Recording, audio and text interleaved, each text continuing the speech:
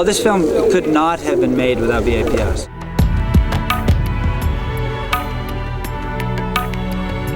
Literally, this film would have been impossible without the devotees and just the selfless help and support that we got wherever we went.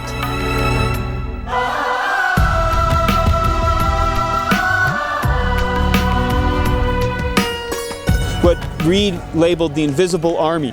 This was an independent production that we came over here with a checkbook. It would cost significantly more than what we're actually spending to get this project made.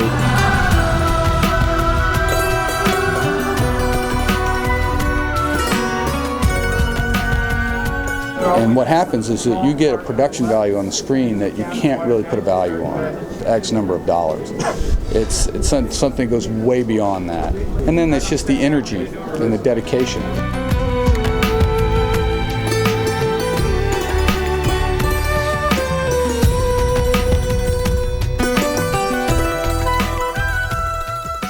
There's no way you could write a check and buy that kind of talent. You just can't do it.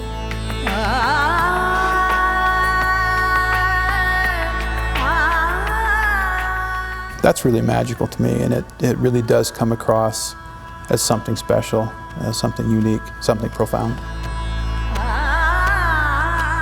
I'm very proud of the film. I think it's a remarkable collaborative effort.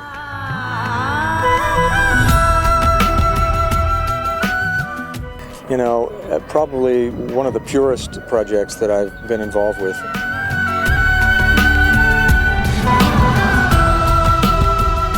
और इतना dedication जो है volunteers का मैंने कहीं नहीं देखा ज़िंदगी में, किसी भी देश में, किसी भी कल्चर में, संस्कृति में, कहीं भी. Never before, sincerely, have I experienced this kind of cooperation and participation. The most amazing support network.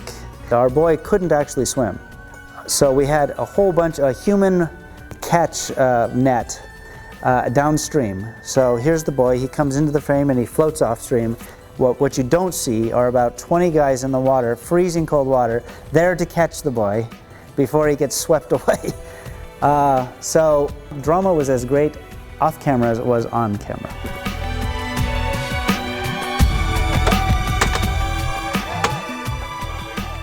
The reasons why this film was a success, one of the main reasons was the dedication of volunteers. So when a volunteer is prepared to do work, he has faith in the organization. The spirit with which they worked was so energetic. It was not for any personal gain. It was not for any personal interest. They did not want any credit. And that's the reason why they did not pay attention to the number of hours.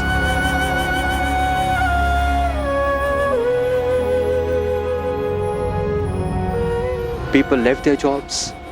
They worked not for just 8 hours a day. They worked patiently, sometimes 16 hours a day, for months at a stretch. And this was the spirit in which they worked.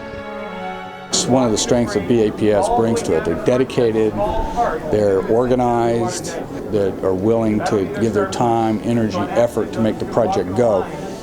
I tell people that I'm forever spoiled because there's no way I could ever have done a scene with 9,000 extras, you know, the Shobha Yatra with 3,000 people, just these amazing sequences we've been able to capture with the BAPS organizational power.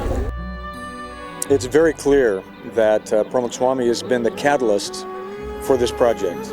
It's very clear because dedication and devotion of the members, but they've been willing to come and dedicate themselves and sit in the hot sunlight, you know, and endure our delays and the wind and the sun and everything else.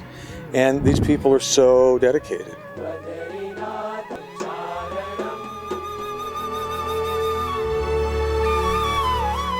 And their feeling is that if this is a project for Pramukh Swami and he's given it his blessing, then that's why we're here. We don't need to question any further than that. And that's a pretty rare element. They just wanted two things, the blessings of Swamiji. That was one thing that was uppermost in their mind. And they were very confident, and they believed that by the blessings of Pramukh Swami Maharaj, they would experience peace of mind and heart.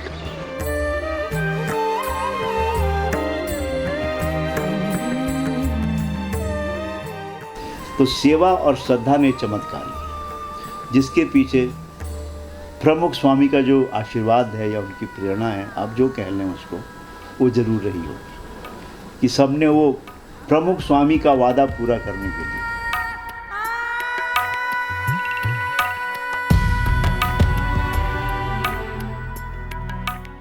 Pramukh Swami's blessing to each of us has also had a direct effect.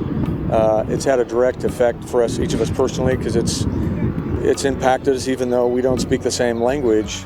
On a spiritual level, I think all of us have felt something very special about this project. There's no doubt about it.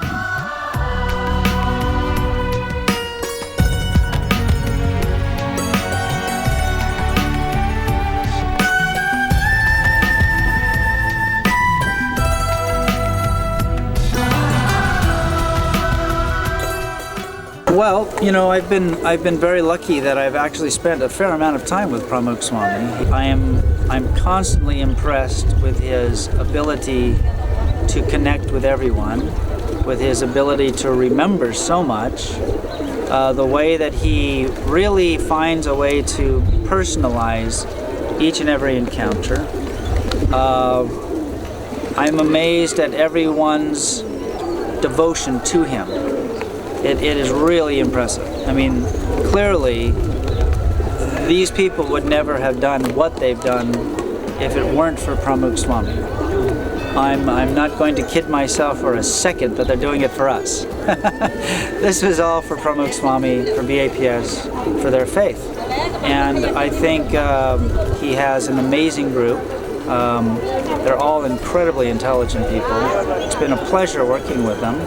And it's been a pleasure to meet and get to know him a little bit. Hats off to BAPS for trying to do this. A film that's being made about India, you know, from the inside out.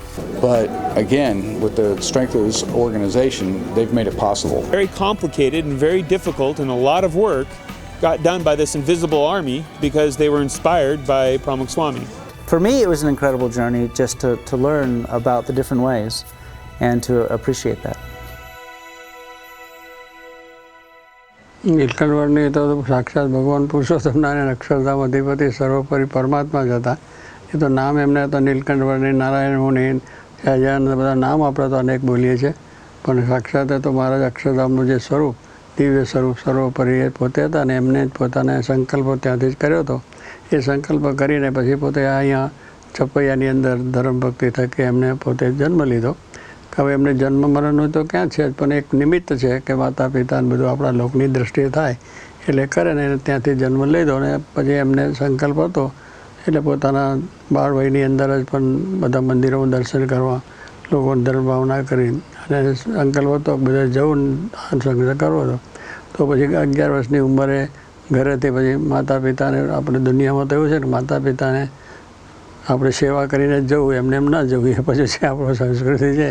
તો એ પણ નાનપણથી જ એમને પોતાની માતા પિતાની જે સેવા કરવી તે કરી લીધી, બાળ મિત્રોની કરી લીધી. એટલે આપણા લોકની રીતે જેમનું ચરિત્ર મનુષ્ય ચરિત્ર પણ બધું દિવ્ય જ કહેવાય એમનું શરીર. જેનો સંબંધ થાય માતા પિતાનો સંબંધ, બાળકોનો થાય, રમતગમતનો થાય, બધા સંબંધ થયા એટલે કરીને પછી ત્યાંથી વન વિચરણ કર્યા. એટલે વન વિચરણની અંદર પણ એમ કે બધા જે ઋષિ મુનિઓ છે, બીજા માણસો છે, પશુઓ પંખીઓ છે, બધાનો સંબંધ થાય એટલે એ પ્રમાણે વિચરણ કરતાં કરતાં ઠેઠ બધા આખા ભારતના જે બધા તીર્થો છે, મહાન બધા જે પ્રસંગો છે એ બધે વિચર્યા. અને વિચરણ કરતાં કરતાં પછી છેલ્લા લોજપુરની અંદર આવ્યા, રામાનંદ સ્વામીને ત્યાં મળ્યા અને રામાનંદ સ્વામીએ પછી એમને દીક્ષા આપી અને પોતાનું સહજાનંદ નામ પાડ્યું, નારાયણ મુનિ નામ પાડ્યું. અને ત્યાર પછી આ મહારાજે પોતા સંપ્રદાય ચલાવ્યો કેનનજીવના કલ્યાણ માટે. એટલે મૂળ તો એમનું કાર્ય હતું, પણ આ લોકની દૃષ્ટિએ લોકોને બધો સંબંધ થતો જાય કરતાં કરતાં પછી એના મહારાજ પછી મોટો થયા, 500 સંતો થયા, મંદિરો હજારો થયા, લાખો સત્સંગી થયા અને બધો સંકલ્પ કરતા ગયા કે આ બધું હજારો નહીં પણ પૃથ્વીનો તળ રહે ત્યાં સુધી આ લોકોને સત્સંગ થાય અને પોતાનો પ્રતાપ જણાય એમનો સંકલ્પ હતો. એટલે એ તો ભગવાન છે ને, તો મહારાજે કહ્યું છે કે ભગવાન તો આ પૃથ્વીમાંથી ક્યાં જતા રહે છે. એકાંતિક ધર્મ આપ્યો છે અને એકાંતિક ધર્મ કાયમ પ્રવૃત્તિ રહે છે. શ્રીજી મહારાજે સંકલ્પ કરીને આવ્યા છે અને જોગી મહારાજે સંકલ્પ કર્યા છે, ગુરુનાથ સ્વામીએ કર્યા છે કે આખા બ્રહ્માંડમાં સત્સંગ થાય, આખી દુનિયામાં સત્સંગ થાય, લાખો માણસો સત્સંગ થાય, એવા બધા એમના સંકલ્પ છે. એટલે બીજી સંસ્કૃતિવાળા પણ અત્યારે આપણે જોઈએ છે કે આ મોટું કાર્ય થયું છે, એમાં બધી સંસ્કૃતિવાળા આવે છે તો અક્ષરધામ જોઈને રાજી થઈ જાય, એને મનમાં પ્રેરણા મળે છે. એટલે ભગવાનની ઈચ્છાથી આ બધું મળી આવે. ભગવાને જ્યારે ઈચ્છા થાય કે એને મોટા પુરુષના સંકલ્પ છે જો, અને આપણે બધાનો પ્રયત્ન હતો કે આવું કંઈક સારું થાય અને એ બધા સંતો વનંતોનો બધા, તો એ રીતે બધો જોગ ને સંજોગ બધા થઈ ગયા ને એવા માણસ મળી ગયા. ભગવાનનો મોટા પુરુષોનો સંકલ્પ હોય અને આ પ્રયત્ન આપણો હતો. અને ખરેખર જે કેમેરામેન મળ્યો એ બહુ સારો, ડાયરેક્ટર મળ્યો એ સારો, બહુ ઝીણું કાંતે એક જરાક આમ તો ફરી પાછું. પણ એમ કે એવા કેમેરાવાળા પણ એમ કે બહુ પરફેક્ટ આવે અને વ્યવસ્થિત આવે એવું એમ લાગણી એને એ કહે છે ચાલો ચલાવી દો, તો આપણે ક્યાં જોવાના જાણવા કે પરફેક્શન નથી. પણ એ લોકોને એને 2 જણા કેમેરા લેનારો હતો અને પેલો બધો ગાઈડ કરતા હતા, એ પણ બહુ સારા 2 જણા અને જરા ભાવિક ખરા, એને લાગણી થઈ અને મહેનત બધે કરી પણ મહેનત બહુ સારી અને સરસ થઈ ગયું. એટલે મૂળ વસ્તુ છે કે આપણી ભાવના તો એક જ હતી કે ભાઈ આ બધો ભગવાન આવ્યો, સ્વામિનારાયણ ભગવાનો દરેકને કે એમનો ખ્યાલ આવે કે એમને આવીના જગતમાં કેમ કાર્ય કેવું કર્યું છે, શું કર્યું છે એ થાય છે. એટલે માટે આપણે બધું મંદિરો લીધા, બીજી સંસ્કૃતિ લીધી, બધી લીધી. પણ મૂળ તો આપણી ભારતીય સંસ્કૃતિ બધાને અસર કરે એવી છે કે એના જીવમાં. એટલા માટે બધી આપણે બધા લીધા, મંદિરો લીધા, ઉત્સવો લીધા, લોકોને એ લીધો. એટલે એ તો અને બધું સારું જ કાર્ય હતું. એટલે લોકોને થાય એટલે સારું જોઈને લોકો રાજી પણ થયા છે. કારણ કે આપણી સંસ્કૃતિ તો છે ને ભાઈ, દરેકની સાથે સદભાવના રાખો, સારી ભાવના રાખો, દરેકનું કલ્યાણ થાવ, દરેકનું સારું થાવ, શત્રુનું પણ સારું થાવ. આપણે તો ત્યાં સુધી ને જોગી બા તો કહેતા હતા એનું સારું થાય, મારું સારું બોલે એનું થાય, ના બોલે એનું સારું થાય. એટલે આપણી સંસ્કૃતિ એ છે કે કોઈના ઉપર એમ કે તરાપ મારીને એને દબાવી એવું નથી. આપણી વાત કરવી, રજૂઆત કરવાની, એને સંસ્કાર હશે તો થશે.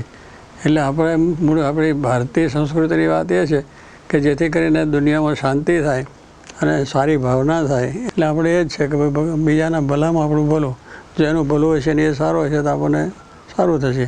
બીજાના સુખ દુઃખ, બીજાના સુખમાં આપણું સુખ, જો એને સુખી કરીશું તો આપણે સુખી થઈશું. પણ બીજાને જો દુઃખી કરશું તો આપણે દુઃખી જ થવાના છે. એ તો ભગવાનનો આશરો થાય અને આપણી અક્ષર પુરુષોત્તમની નિષ્ઠા થાય તો અક્ષરરૂપ થયો પછી એને ભય જ ક્યાં છે? ભય આત્મા છે તો મળતો નથી, નાશ પામતો નથી, હટતો નથી, ડૂબતો, એને તો કંઈ તલવારથી કપાતો નથી. આત્મા તો અજર છે, અમર છે, સુખરૂપ, સત્તારૂપ છે. એ જ્યારે જ્ઞાનની દૃઢતા થાય એટલે જ મહારાજ અક્ષરને લઈને આવ્યા છે ને. અને ગુણાત્મા સ્વામીએ કહ્યું કે અક્ષરરૂપ થવું, પુરુષોત્તમની ભક્તિ કરી અને આત્માને કોઈ નાશ થતો જ નથી. પછી એને કોઈ મારી નાખવાની વાત કરે તો એ ક્યાં છે? પણ આત્મા ક્યાં તો શરીર જ પડી જાય છે. પંચભૂત શરીર છે એ શરીરનો નાશ થાય છે, આત્માનો નાશ થતો નથી. એ એટલે જ્ઞાન થાય, નિર્ભય થઈ હોય, એમાં પછી ગમે તે થાય તો એને ડર જ ના હોય ને. ગમે તે રીતે મૃત્યુ તો આવવાનું છે, હકીકત છે. શરીર છૂટવાનું છે, શરીર નાશવંત છે. આપણી સંસ્કૃતિ પહેલી કહે છે બધું આ જગત નાશવંત છે, સંપત્તિ નાશવંત છે બધું. અને એમાંથી મોહ મમતા ટાળીને ભગવાનમાં જોડાવાનું છે. આપણે કામ જે એ કરનારી એ છે, પ્રેરણા આપણામાં કરનારી એ છે. આપણે એટલું માન નથી લેવાનું કે હો અમારાથી થયું, અમે કર્યું, અમારે કરી થયું. આપણે કશું જ કર્યું નથી. જે છે એમના સંકલ્પોથી થયા છે, એમના પ્રતાપે અને એમના ઈશ્વર્યથી જ થાય છે. મારા સંકલ્પ ગુણાત્મા ભગતજી સાચી મારાના યોગી મારા સંકલ્પો જ છે ને બધા. જો આખા બ્રહ્માંડમાં સત્સંગ થશે, અનંત બ્રહ્માંડમાં સત્સંગ થશે અને એ બધો મોટો સંકલ્પ એમનો છે. એટલે એમના સંકલ્પ થાય છે અને પ્રેરણા આપણે થઈને આ પ્રેરણાથી આપણે કામ કર્યું છે. એટલે આપણે એવું નથી કે આપણે જ કર્યું છે અને આપણાથી જ થયું છે. તો પછી ભગવાન સંત રાજી થાય અને આપણે એનું કાર્ય છે એ પોતે જ પોતાનું કાર્ય કરે છે, ગમે તે પ્રેરણા કરીને, ગમે તે એમાં પ્રેરણા કરી. મૂળ ભગવાનની પ્રાર્થના છે એ અગત્યની વસ્તુ. આપણે ગમે તે હોય તો પ્રાર્થના કરે સરળ થઈ જાય. આપણને શ્રદ્ધા જોઈએ કે ભગવાન કરશે જ તો પછી કામ બધું સારું થયું છે ને એ પ્રમાણે થઈ ગયું દરેક.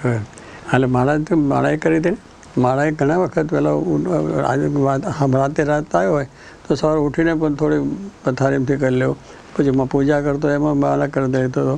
એવી રીતે બધી માળાઓ બધું કરતા હતા અને પ્રાર્થના કરીએ ઠાકોરજી આગળ પાછા. એટલે એ રીતે બધું થતું હતું. કારણ કે ભગવાન સિવાય આપણો આધાર ક્યાં હતો? મૂળ વસ્તુ તો આપણી એ જ હતી, ગુરુ ને ભગવાન બે. સાસરીમાં જોગીમાં યાદ કરીએ અને ભગવાન શ્રીજીમાં યાદ કરીએ એટલે ભગવાન એ કાર્ય કરે છે. એમનું જ કાર્ય હતું ને એ કરવાના હતા. પણ હવે થોડુંક આપણે તકલીફ તો આપે ને કે આવા પ્રસંગે મને યાદ કરો બરાબર કે તમે તમારા હમમાં ના આવી જતા કે અમે કરી શકીએ એમ છે.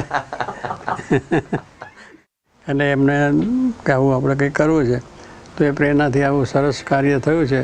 તો આપણે એટલી જ ભાવના કરીએ કે ભાઈ આ ફિલ્મ જે જુએ એનું પણ કલ્યાણ થાય, એ બીજાને વાત કરે નહીં તો પણ એનું કલ્યાણ થાય. એટલે એ માટે આપણે ભગવાનને પ્રાર્થના કરીએ કે આમાં જેને જેને આ જુએ અને જેને જેને એમાં દર્શન થાય એ બધાનું સારું થાય, આ લોકનું પરલોકનું બધું સુધરી જાય અને શાંતિ થાય એ માટે પ્રાર્થના કરીએ.